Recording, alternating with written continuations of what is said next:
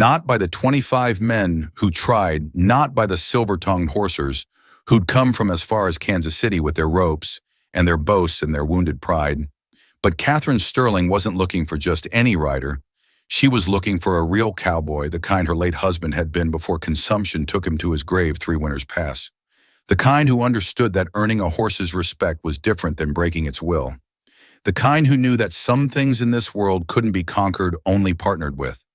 So she made her proclamation at the general store on a Tuesday morning when the whole town was listening. If you're a real cowboy, prove it on my stallion.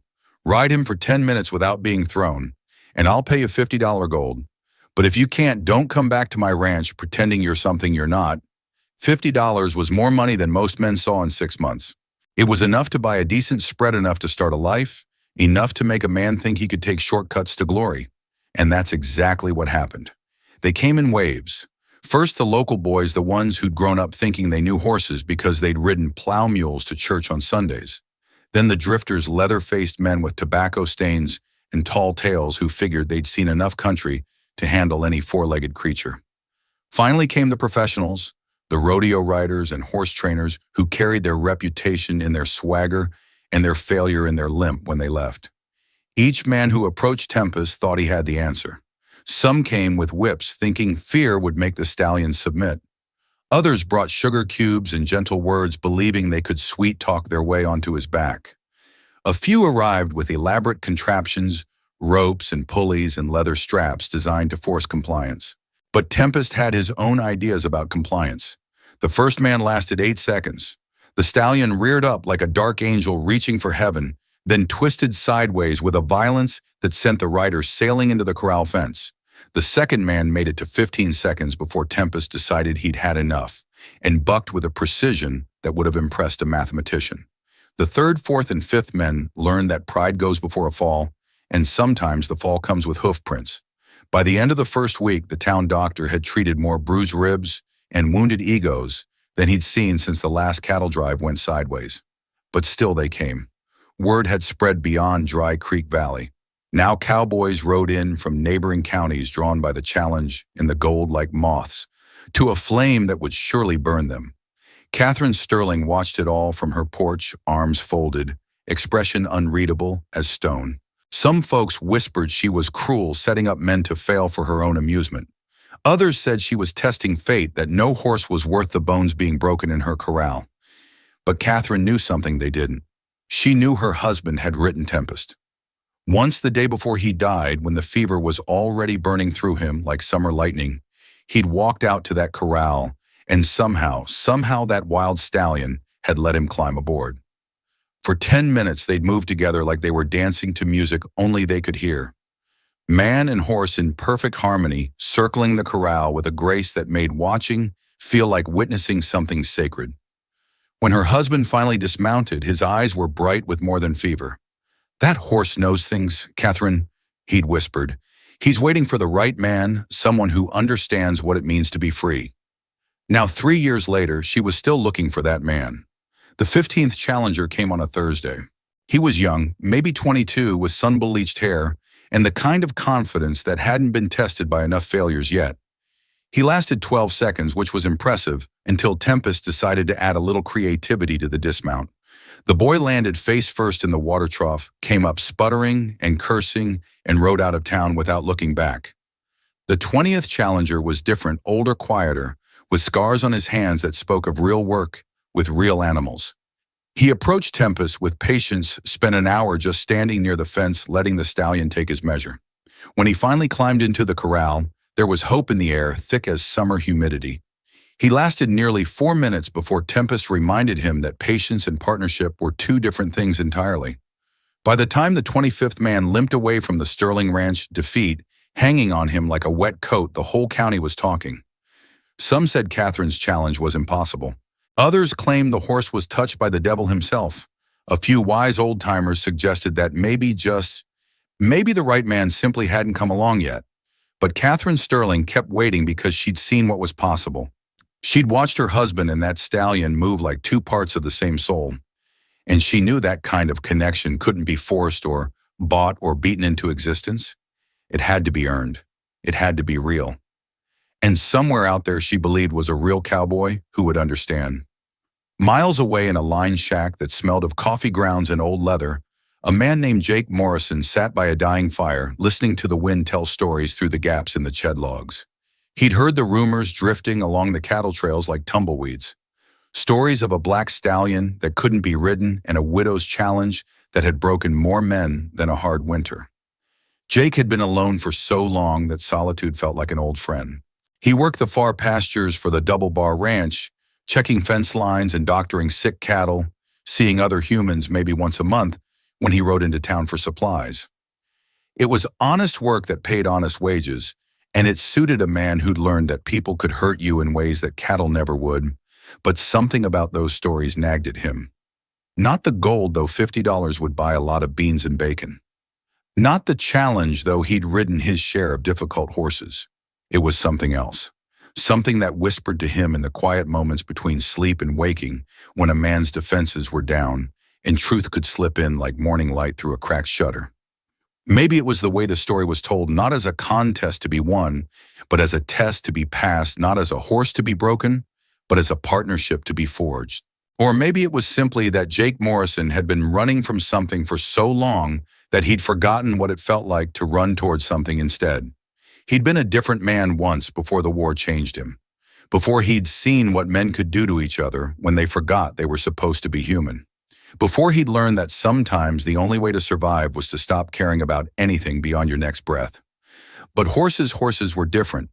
Horses didn't lie or betray or leave you bleeding in a ditch because they disagreed with your politics.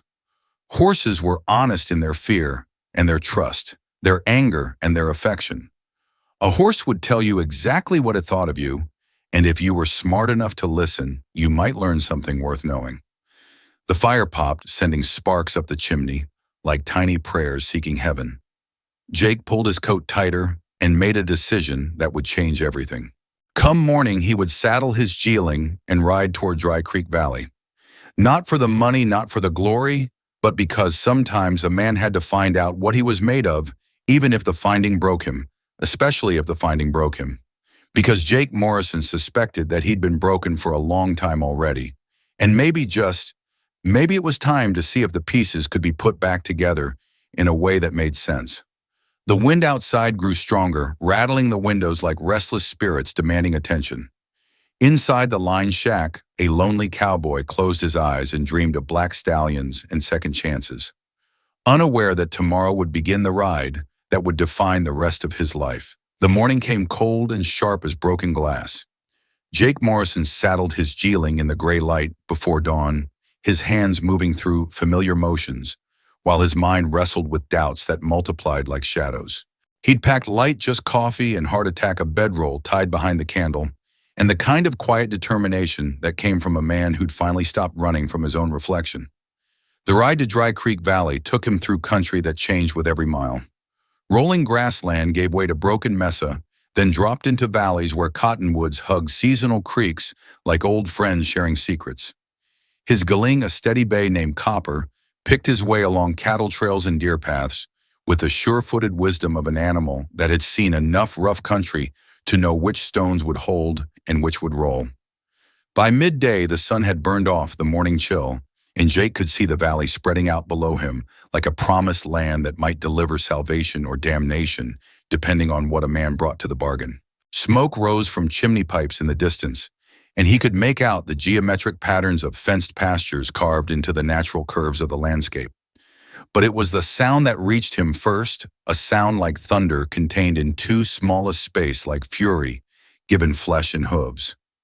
Even from half a mile away, Jake could hear Tempest's challenge echoing off the valley walls, a declaration that said more about wildness and freedom than any poem ever written. Copper's ears pricked forward, and Jake felt something stir in his chest that he hadn't felt in years. Not excitement exactly, but recognition, like across the distance between what was and what might be. The Sterling Ranch sat in a natural bowl of land where spring water gathered and grass grew thick even in dry years. It was the kind of spread that spoke of careful planning and harder work, where every fence post had been set with purpose and every building placed to catch the morning sun while blocking the worst of the winter wind. But Jake's eyes went straight to the corral where a crowd had gathered, like spectators at a hanging. Another challenger had arrived ahead of him. Jake dismounted at the edge of the crowd and led Copper to a hitching post near the barn. The men gathered around the corral were the usual mix you'd find at any spectacle in cattle country. Cowboys from local spreads, townsmen with soft hands and hard opinions, drifters who followed excitement like dogs following bacon scraps. They were all watching a man in fancy chaps and silver spurs approach the black stallion with the kind of swagger that announced he'd never met a horse he couldn't handle. Tempest stood in the center of the corral like a storm made flesh. His coat was black as midnight water, so dark it seemed to absorb light rather than reflect it. His neck arched with the pride of something that had never bowed to any man's will, and when he moved it was with the fluid power of controlled lightning. This wasn't just a horse, Jake realized. This was something closer to a force of nature that happened to have 4 legs and a heartbeat. The challenger approached with a rope in one hand and confidence dripping from him like summer sweat. He'd clearly done this before, knew all the tricks, had the kind of reputation that preceded him like dust before a storm. The crowd murmured approval as he began working the rope, building a loop with practiced ease. But Tempest had seen ropes before. When the loop settled over his neck, the stallion's reaction was immediate and devastating. He reared up on his hind legs, front hooves, pawing the air like he was trying to claw his way to heaven, then came down with a force that shook the ground. The rope went slack as he spun sideways, using momentum and geometry to create an opening that the challenger never saw coming. The man hit the dirt hard enough to knock the wind from his lungs and the arrogance from his posture. He rolled away from the stallion's hooves, came up gasping and dusty, and for a moment Jake thought he might be smart enough to stay down. But pride makes fools of better men than this one, and he grabbed for the rope again. Tempest's patience had limits, and this challenger had just found them. What followed wasn't pretty. The stallion didn't just buck. He orchestrated a symphony of controlled violence that spoke to years of dealing with men who thought they could take by force what could only be given freely. He twisted and turned, reared and spun, using every trick that evolution and experience had taught him about removing unwanted passengers from his back. The challenger lasted maybe 30 seconds before Tempest decided the conversation was over. A final decisive buck sent the man flying toward the fence with enough force to rattle the rails. He landed in a heap of expensive leather and wounded pride, then crawled toward the fence like a man trying to remember which end was up. The crowd was already dispersing, muttering among themselves about impossible horses and foolish challenges. When Jake finally saw her clearly for the first time, Catherine Sterling stood on the ranch house porch like she was holding court with the sky itself. She wasn't beautiful in the way that stopped conversations in saloons, but there was something about her that made you forget to look away. Her hair was the color of autumn leaves pulled back in a way that framed a face that had learned to weather storms without breaking. Her dress was practical rather than pretty, but it fit her the way good leather fits a working man's hands, shaped by purpose and strengthened by use. But it was her eyes that held Jake's attention. They were the color of winter sky gray with hints of blue that suggested depths you might never reach bottom of. They were the eyes of someone who had loved deeply and lost completely, who had been broken and rebuilt herself stronger than before. They were eyes that had seen through 25 men's pretenses and found them wanting. Now those eyes were looking at Jake with the kind of assessment that could weigh a man's soul and find it either worthy or lacking in the space of a heartbeat. He felt exposed under that gaze, like she could see past all his carefully constructed defenses to the scared, hollow man he'd been trying to hide from for so long. "Are you here to try your luck with my horse?" She called down from the porch, her voice carrying clearly across the distance between them. Jake touched the brim of his hat, a gesture that came from somewhere deeper than manners. "Thinking about it, ma'am." She studied him for a long moment, taking in his worn but well-maintained gear. The way he moved around horses like he belonged in their world, the quiet confidence that came from years of honest work rather than empty boasting. "What makes you different from the others?" It was a fair question, and Jake found himself considering it seriously rather than reaching for the easy answer. What did make him different? He wasn't stronger than some of the men who'd tried. He certainly wasn't richer or better connected. He didn't have a reputation that preceded him, or skills that set him apart from every other cowboy who'd learned his trade on the back of difficult horses. but maybe that was the answer. "Can't say that I am different, ma'am," he said finally. "But I'm not here to prove anything to anybody. Not to you, not to that crowd, not even to myself. I'm just here to see if that horse and I might find some common ground." Something shifted in Catherine Sterling's expression, a softening around the edges that suggested his words had found their mark. She came down from the porch with the fluid grace of someone who'd learned to move efficiently through a world that didn't waste motion, and Jake caught the scent of lavender soap and honest work as she approached. "What's your name, Cowboy Jake Morrison, ma'am? I work the line shacks for the double bar up north of here." "Catherine Sterling." She extended her hand, and when Jake took it, he was surprised by the strength in her grip, the calluses that spoke of real work with real consequences. "You ever been married, Jake Morrison?" The question caught him off guard, not because it was inappropriate, but because it cut straight to something he'd been avoiding for years. "No, ma'am. Came close once before the war."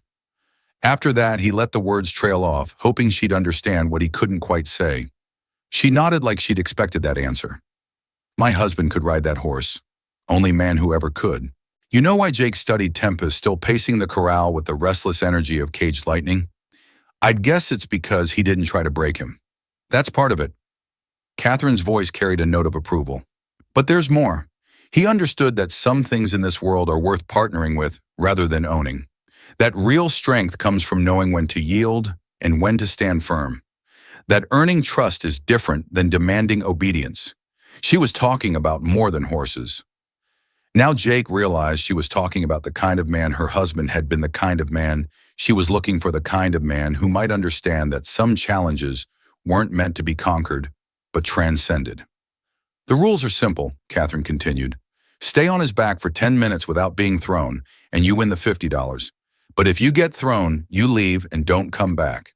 And Jake Morrison, yes ma'am, don't try this unless you're sure, because once you step into that corral, there's no going back to who you were before." Jake looked at the corral, then back at Catherine Sterling, and felt something settle into place inside his chest, like a key finding its lock. "Ma'am, I haven't been sure about much of anything for a long time, but I'm sure about this." She studied his face for another moment, then nodded once. "Then you better get acquainted with him first. Most men just climb over that fence like they're mounting a Sunday horse. Tempest doesn't appreciate that kind of presumption." Jake approached the corral slowly, his boots making soft sounds in the packed earth. The few remaining spectators had gathered closer now, sensing that this cowboy might be different from the parade of failures they'd witnessed. But Jake barely noticed them.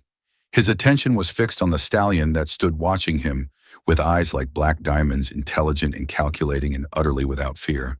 "Easy there, partner," Jake said quietly, his voice carrying no further than the horse's ears. He didn't climb the fence.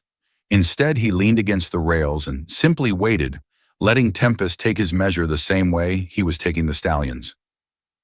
Tempest approached with a cautious curiosity of something wild that had learned to expect the worst from humans, but hadn't quite given up hope of finding better. He came within 10 feet of the fence and stopped, nostrils flaring as he caught Jake's scent. The stallion's ears moved forward and back, reading signals that most men never learned to send.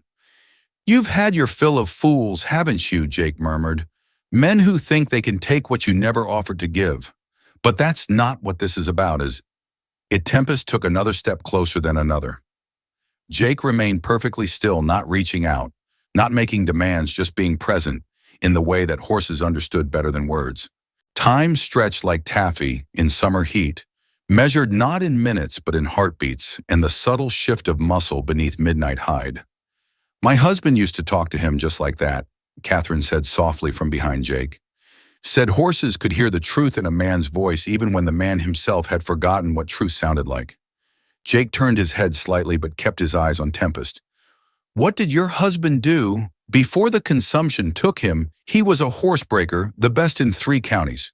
But he never broke anything, if you understand my meaning. He had a way of showing horses what they could become instead of forcing them to be something they weren't." Her voice carried the weight of memory and loss. He said, "The best horses, the ones worth having. They choose their riders as much as riders choose them." Tempest had moved closer now, close enough that Jake could see the scars along his neck and shoulders. Evidence of previous encounters with men who tried to take by force what could only be earned through understanding. There was intelligence in those dark eyes and something else, recognition, maybe, or possibility. He's been waiting, Jake said, not really speaking to Catherine, but not exactly talking to himself either. 3 years, she confirmed. 3 years of men thinking they could master him with whips or bribes or fancy gear. 3 years of him teaching them the difference between submission and partnership. Jake finally moved just his hand, extending it, palm up toward the fence rail. Tempest's ears flicked forward, and after a moment that felt like forever, the stallion stepped close enough to blow warm breath across Jake's fingers. Not quite touching, but close enough to establish that communication was possible. "You ready for this?" Catherine asked.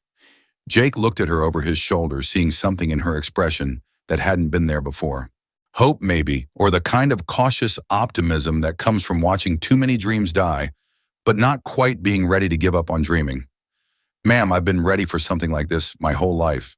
I just never knew what it was until right now." He climbed the fence then, moving slowly and deliberately, giving Tempest every opportunity to object or retreat. But the stallion held his ground, watching with the intensity of something that had learned to read men's souls through their actions rather than their words. The corral felt different from inside, bigger somehow, but also more intimate. It was just Jake and Tempest now, with Catherine and the remaining spectators fading into background noise, like distant thunder. The stallion moved with liquid grace, circling Jake at a distance that suggested interest without commitment, evaluation without verdict. "You know what they say about you," Jake said conversationally, matching Tempest's movement with his own, staying centered but not confrontational. "They say you're unrightable, that you've got the devil in you, that you're too proud and too wild and too stubborn for any man to handle." Tempest snorted a sound that might have been amusement or disdain or simple acknowledgement of the truth. "But I don't think that's it at all," Jake continued, his voice steady and low. "I think you're just tired of men who want to own you instead of know you. Tired of being treated like a problem to be solved instead of a partner to be earned." The stallion's ears pricked forward, and he slowed his circling pace. Not stopping, not yet, but considering. "See, the thing is, I'm not here to break you or tame you or make you into something you're not." Jake stopped moving and let Tempest continue his circle. "I'm here because I think maybe we've both been carrying something heavy for too long, and maybe we can help each other figure out how to set it down." Tempest completed another circle, then another, each one bringing him incrementally closer to where Jake stood in the center of the corral. The afternoon sun caught the highlights in his black coat, revealing depths of color that spoke to bloodlines and breeding, and something indefinable that separated the extraordinary from the merely good. "My husband said something once," Catherine called from the fence, her voice carrying clearly in the still air. "He said the best horses don't need to be broken because they were never really wild to begin with. They were just waiting for someone who could speak their language." Jake nodded without taking his eyes off Tempest. The stallion had stopped circling now and stood perhaps 13 feet away, head high, ears forward, every line of his body speaking to attention and possibility. This was the moment, Jake realized. The moment when everything would be decided not by force or cleverness or determination, but by something much more elusive and infinitely more valuable: trust. "You want to know the truth?" Jake said, his voice barely above a whisper, but somehow carrying to every corner of the corral. "I'm scared, not of you, but of what happens if this doesn't work. Because I've been empty for so long that I'd forgotten what it felt like to want something real. And you're about as real as anything gets." Tempest took a step forward, then another. His movement was deliberate, considered the decision of something that had weighed all the evidence and reached a verdict that surprised even him. "That's it," Jake breathed. "That's the way. No rush, no pressure, just two souls figuring out if they can find some common ground in a world that's forgotten how to be gentle." The stallion approached until he was close enough to touch, close enough that Jake could see his own reflection in those dark eyes. For a long moment they simply stood there, man and horse, each taking the measure of the other, in ways that had nothing to do with strength or skill or reputation. Then, moving with the slow certainty of sunrise, Jake reached out and laid his palm against Tempest's neck. The stallion didn't flinch, didn't step away, didn't rear or strike or demonstrate any of the violent rejections that had become his signature response to human contact. Instead, he leaned into the touch just slightly, just enough to say that perhaps after all this time, after all these failed attempts, after all the pain and disappointment and broken trust, maybe it was time to try again. Maybe it was time to remember what partnership looked like. The crowd at the fence had gone completely silent. Even Catherine Sterling seemed to be holding her breath as Jake slowly, carefully began to run his hand along Tempest's neck and shoulder, mapping the contours of muscle and bone, learning the language of this magnificent creature who had waited so long for someone who could speak it fluently. "Well, I'll be damned," someone whispered from the fence, but Jake barely heard it. His world had narrowed to this moment, this horse, this possibility that hung between them like morning mist, fragile and beautiful and full of promise. "You ready?" Jake asked, though the question was meant more for himself than for Tempest. The stallion's response came not in words but in the subtle shift of weight, the way his muscles relaxed just enough to suggest acceptance without surrender. Jake moved to Tempest's left side, his hand never leaving contact with the horse's coat. Each movement was deliberate, telegraphed well in advance, giving the stallion every opportunity to object or withdraw consent. But Tempest held steady, his breathing deep, and even his attention focused on the strange man who spoke in whispers instead of shouts, who asked instead of demanded. The mounting process took nearly 10 minutes. Not because Jake was afraid, but because he understood that this wasn't about climbing onto a horse. This was about joining something, becoming part of a partnership that had to be built one heartbeat at a time. He gathered the makeshift res, nothing more than a rope halter, and placed his left foot in the stirrup he'd fashioned from a length of braided leather. Tempest's ears flicked back, then forward again. Listening, considering the stallion could have exploded into motion at any point, could have sent Jake flying before he'd even settled into the saddle. Instead, he waited with the patience of something that had finally found what it had been looking for. When Jake's weight settled across Tempest's back, the world seemed to hold its breath. The stallion stood motionless for a heartbeat. 2, 3. Then with a movement so smooth it felt like floating, Tempest took a single step forward. "Sweet Mother of God," someone breathed from the fence, but their voice seemed to come from another world entirely.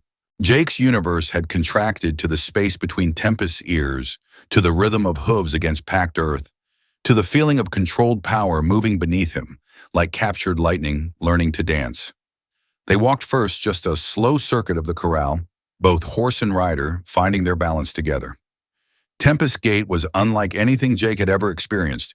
It wasn't the jarring bounce of a green horse or the mechanical precision of a well-trained mount. This was something organic, fluid, like being carried by the wind itself. "How long has it been?" Catherine called from the fence, her voice tight with something that might have been wonder or fear or both. Jake glanced toward the sun, trying to judge the passage of time, but realized it didn't matter. Minutes or hours, he was lost in this moment. In the feeling of partnership with something wild and magnificent and utterly without pretense, Tempest moved beneath him, with growing confidence, their connection deepening with each stride. Then the stallion made his decision. Without warning, without any of the preliminary theatrics that usually announced a horse's intention to test its rider, Tempest launched into a trot. Not the jarring, bone-rattling gait that most horses produced, but something smoother, more purposeful. Jake felt the change in rhythm, the shift from walking meditation to something approaching flight. And instead of fighting it, he went with it. "That's it," he whispered, his voice lost in the wind they were creating. "Show me what you can do." Tempest's response was immediate and breathtaking. He shifted into a canter that felt like riding a storm cloud each stride, covering ground with the efficiency of something born to run. The corral fence flashed past them in a blur of wood and wire, and Jake caught glimpses of faces pressed against the rails, mouths open in amazement. But none of that mattered. What mattered was the conversation happening between his body and Tempest, the wordless communication that flowed between them like electricity through copper wire. When Jake shifted his weight slightly to the left, Tempest banked into the turn with the precision of a hawk riding thermals. When Jake relaxed his grip on the res, the stallion responded by extending his stride, reaching for distance and speed with the joy of something finally allowed to be what it was meant to be. They were no longer rider and horse, They were something new, something that had never existed before this moment and might never exist again. They were partnership made manifest trust, given form the answer to a question that neither had known how to ask until they found each other. The minutes stretched and flowed like honey in sunlight. Jake lost track of everything except the rhythm beneath him. The feeling of Tempest's breathing synchronized with his own. The way the stallion's ears stayed pride-cricked forward in an expression of pure, uncomplicated joy. This wasn't about dominance or submission breaking or being broken. This was about two souls recognizing something familiar in each other and choosing to move forward together. 10 minutes. Catherine's voice cut through the sound of hooves and wind, but she might as well have been speaking from another planet. Jake heard her words without comprehending their meaning, too lost in the conversation he was having with Tempest, to remember that this had started as a challenge with rules and time limits and monetary prizes. But Tempest remembered.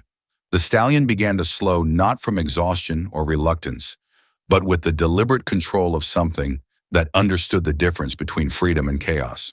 He brought them down from canter to trot to walk with the same fluid grace that had marked their entire ride, finally coming to rest in the center of the corral where they had begun.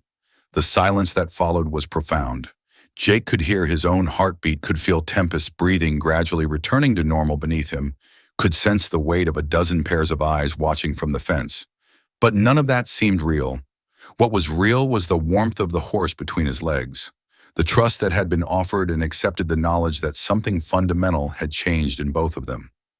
"I'll be damned," someone finally whispered from the crowd, and the words seemed to break whatever spell had held the moment suspended outside of time.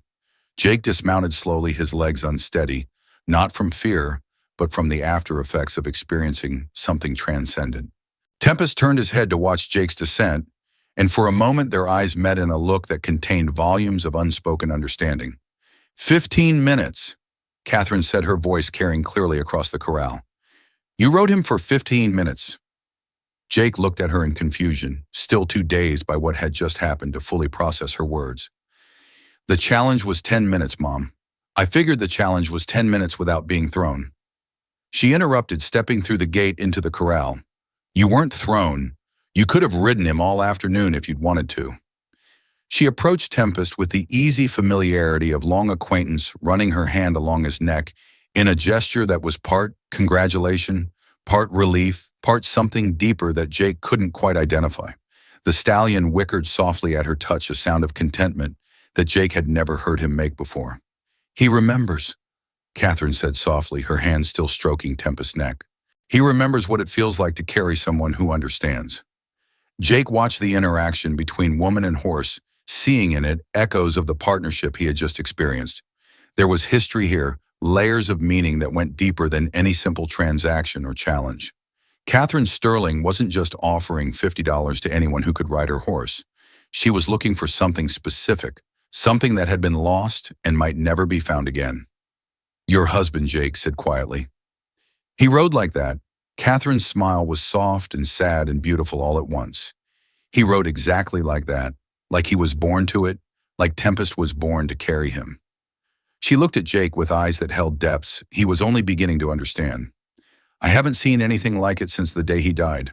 The crowd at the fence was beginning to disperse now, the spectacle over the impossible made routine by the simple fact of its accomplishment.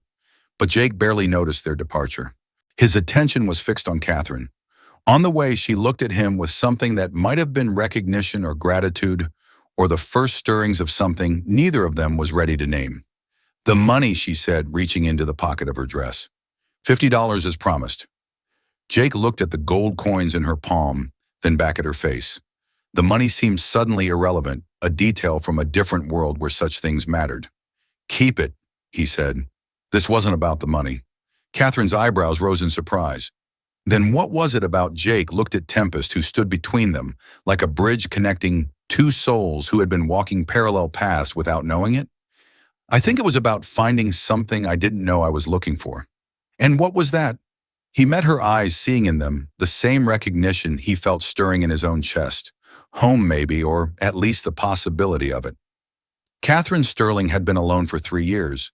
3 years of managing a ranch by herself, of making decisions that affected not just her own future, but the future of every animal in her care. 3 years of well-meaning neighbors offering advice she didn't need, and suitors offering protection she didn't want. 3 years of proving to herself and everyone else that she could survive without a man's help. But surviving wasn't the same as living, and watching Jake Morrison ride her husband's horse had reminded her of the difference. "You have somewhere you need to be?" She asked the question casual but weighted with possibility. Jake looked around the ranch, taking in the well-maintained buildings, the carefully tended pastures, the sense of order and purpose that spoke to someone who understood what it meant to build something lasting. Then he looked back at Catherine, seeing in her face the same quiet strength he'd felt in Tempest, the same patient endurance that came from weathering storms without breaking. The sun had barely crested the mesa when the challenge echoed across Dry Creek Valley like thunder before a storm. Catherine Sterling, a widow with a will of iron, owned a black stallion named Tempest that no man could ride. After 25 boastful cowboys had been thrown from his back, she laid down a challenge in the town's general store ride the beast for 10 minutes and win a fortune in gold but fail and never return. The challenge wasn't just about a horse, it was a test of character, a search for a real cowboy who understood respect over force. But as men lined up to be broken by the untamable horse, they didn't realize they were auditioning for something far greater than a prize, the approval of a woman who wouldn't settle for anything less than what she'd lost. Her name was Catherine Sterling, and she owned the finest piece of horse flesh this side of the Rio Grande. A black stallion named Tempest 17, hands high with eyes like coal, and a spirit that had never been broken. "Think you might be interested in that kind of partnership?" Jake looked at the stallion who had moved closer during their conversation and now stood with his head lowered, breath warm against Jake's shoulder. The horse's presence felt like an anchor, something solid and real in a world that had been shifting beneath his feet for longer than he cared to remember. "Yes, ma'am," he said, his voice steady, with the kind of certainty he hadn't felt in years. "I believe I might be very interested in that." Catherine's smile was like sunrise after a long night, warm and bright and full of promise. "Then welcome to the Sterling Ranch, Jake Morrison. I have a feeling this is going to be the beginning of something good." As if in agreement, Tempest lifted his head and whinnied once, a sound that echoed across the valley like a declaration of new beginnings. The sun was setting now, painting the sky in shades of gold and crimson that matched the hope stirring in Jake's chest. He had come here looking for a challenge and found something infinitely more valuable. He had found a place where his skills were needed. His presence welcomed his future, suddenly bright, with possibilities he had never dared to imagine. But most importantly, he had found what every real cowboy spent his life searching for, whether he knew it or not. He had found home. The seasons turned like pages in a well-worn book, each one marking changes that went deeper than weather or work routines. By the time spring returned to Dry Creek Valley, Jake Morrison had become as much a part of the Sterling Ranch as the cottonwoods by the creek or the morning mist that clung to the pastures like a gentle blessing. He had moved into the cabin by the north pasture, a sturdy structure that had sat empty too long, but welcomed him like it had been waiting. The windows faced east toward the sunrise, and from his porch he could see Tempest grazing in the far meadow, the stallion's black coat gleaming like polished obsidian in the early light. The work suited him in ways he hadn't expected. Not just the familiar rhythm of ranch life, the mending and building and tending that filled his days with purpose, but the partnership that had grown between him and the horse that had changed everything. Tempest had become more than a mount, more than a working animal. He had become a translator of Jake's intentions, carrying him across the range with the understanding that comes from shared experience and mutual respect. Catherine had watched this partnership develop with the quiet satisfaction of someone who had planted seeds in good soil and seen them flourish beyond her wildest hopes. She had also watched Jake himself change, seen the hollow look leave his eyes, witnessed the gradual return of something that might have been joy if it hadn't been buried so deep for so long. But it was the moments between work that spoke loudest about what was growing between them. The shared cups of coffee on her porch when the evening chores were done, the conversations that started about cattle and weather and ended up touching on dreams and losses, and the careful hope that maybe, just maybe, the future could be different from the past. "You know," Catherine said one evening as they sat watching the sun paint the western sky in shades of copper and gold, "I never thanked you properly." Jake looked at her over the rim of his coffee cup, puzzled. For what? For proving me right. She smiled, the expression soft and genuine. For 3 years, I insisted that Tempest wasn't unwritable, just misunderstood that he was waiting for the right man, someone who could see past his reputation to what he really was. Most folks thought I was fooling myself, holding on to something that couldn't be held. And now they see what I always knew was possible. She paused, her gaze drifting toward the pasture where Tempest stood silhouetted against the evening sky. Sometimes the most worthwhile things in life are the ones you have to wait for. There was something in her voice, a weight behind the words that suggested she wasn't talking only about horses. Jake felt his heart skip a beat, recognizing the moment for what it was, the careful opening of a door that had been locked for too long. "Catherine," he said quietly, setting down his cup and turning to face her fully. "I need you to know something." "No, ma'am," he said finally. "Can't say that I do. The Double Bar Ranch, they'll miss you." Jake thought about his line shack, about the solitude that had been both refuge and prison for longer than he cared to remember. About cattle that needed tending, and fences that needed mending, and the endless cycle of work that filled days without filling the emptiness inside them. "They'll find someone else," he said. "Always do." Catherine nodded as if his answer was exactly what she'd expected. "I could use help around here. Running a spread this size alone, it's more than one person should handle. The pay is fair, and there's a cabin out by the north pasture that needs someone living in it." She paused, studying his face as if trying to read his thoughts written there. "Of course there's one condition. What's that? Tempest comes with the job. He needs someone who understands him, someone who can work with him instead of against him." The kiss that followed was inevitable, as sunrise gentle as spring rain, and full of the promise that some things lost could be found again, that some broken places could heal stronger than they'd ever been before.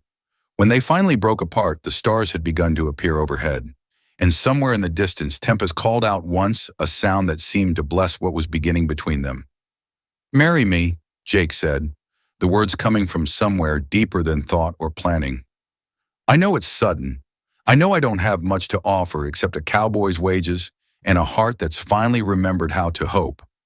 But Catherine silenced him with another kiss, this one fierce and joyful and full of the certainty that comes from recognizing something you've been waiting for without knowing its name. "Yes," she whispered against his lips. "Yes, Jake Morrison. Yes to all of it." The wedding took place 6 months later on an October morning when the cottonwoods had turned gold and the air carried the crisp promise of winter. It was a simple ceremony held in the ranch house parlor with a handful of neighbors as witnesses and a preacher who had ridden out from town specifically for the occasion. Catherine wore her mother's dress, carefully preserved and altered to fit, the ivory silk complemented by a strand of pearls that had been her grandmother's. Jake had bought a new shirt for the occasion, pressed his best pants, and polished his boots until they reflected the morning light streaming through the windows. But it was Tempest who provided the most memorable moment of the ceremony. As Jake and Catherine spoke their vows on the front porch, the stallion approached the fence and stood watching, his magnificent head held high, his presence somehow sanctifying what was taking place. When the preacher pronounced them husband and wife, Tempest reared up on his hind legs, once a joyful celebration that made everyone laugh and Catherine cry happy tears into her new husband's shoulder. The years that followed were marked not by dramatic events, but by the quiet accumulation of contentment. Jake proved to be not just a skilled ranch hand, but a natural leader, gradually taking over more and more of the daily operations as Catherine's trust in his judgment grew.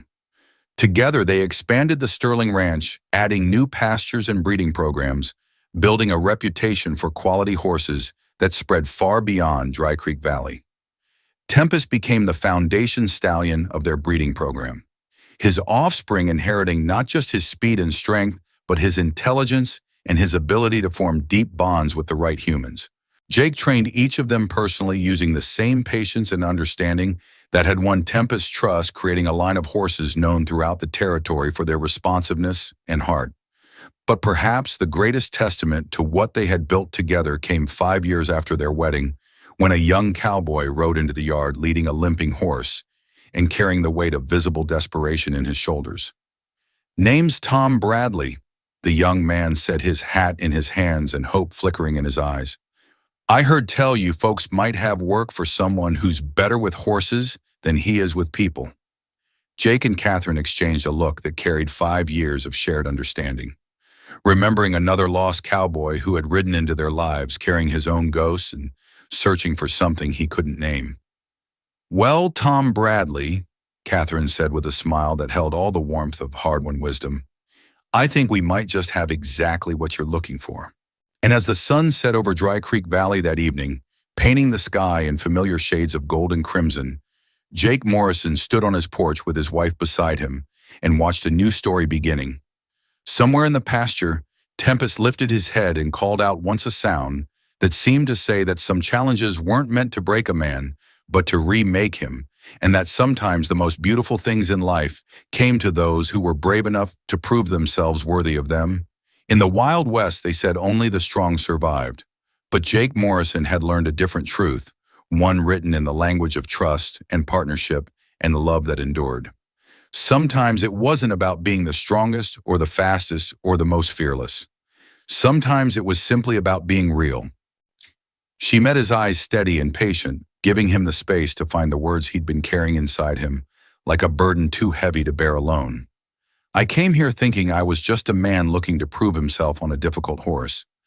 But what I found," he paused, searching for words adequate to the enormity of what he felt. "What I found was a place where I could remember who I used to be before the war, before all the running and hiding and trying to outrun the ghosts that followed me home." Catherine reached across the space between their chairs and took his hand in hers, her touch warm and steady and utterly without hesitation. "You found yourself," she said simply, "same as Tempest found himself when you showed him what partnership could look like instead of domination. I found more than that." Jake's voice was rough with emotion he'd kept locked away for years. "I found you,"